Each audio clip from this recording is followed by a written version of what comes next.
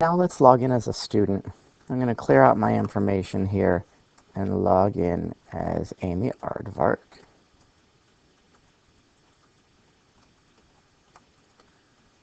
And that way we can see what it looks like from a student perspective. So you can see here I'm logged in as Amy. There will be some book suggestions from other people that are reading out in Bookshare land, but I'm going to teach our students to click on Reading List the first time. And once they scroll down again, they'll be able to see the reading list that's been assigned to them.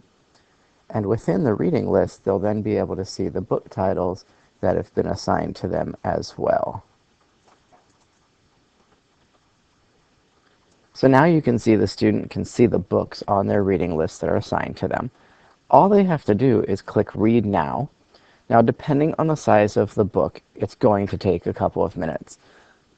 So for our textbook, like that science book, this may take a long time, like 4 or 5 minutes for it to what it calls packaging that book.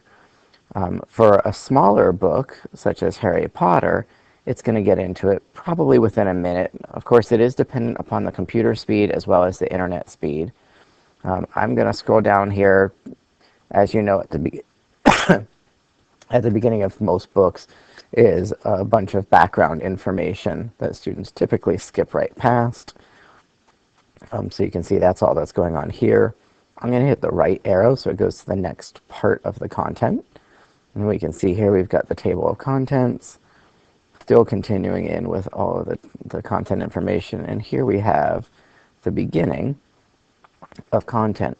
So right here at chapter 1, I'm going to hit the speak button.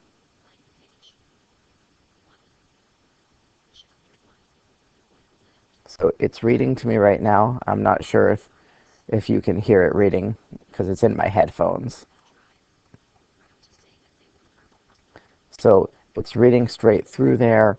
To make adjustments to the reading options, I can click on the little settings cogwheel, and this is going to give me some options. So if I wanted the font to be smaller so I could see more of the content, I could change that here.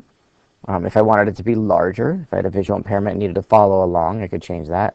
I'm going to show you the B-line text gradation in a moment, and we're going to leave it on the bright setting.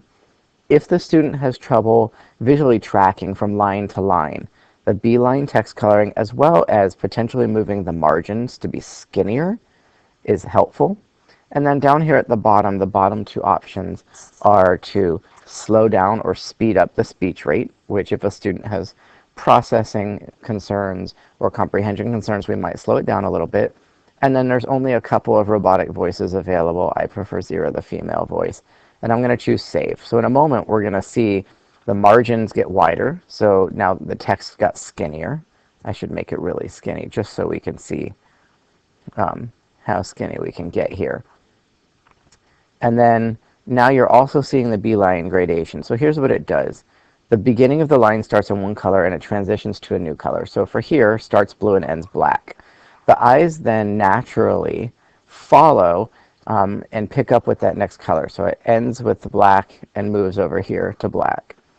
Not sure why it stayed black, but here you can see it starts black, moves to red, starts red, moves to black, starts black, moves to black, that kind of thing. I guess it's black and dark blue is what it's doing.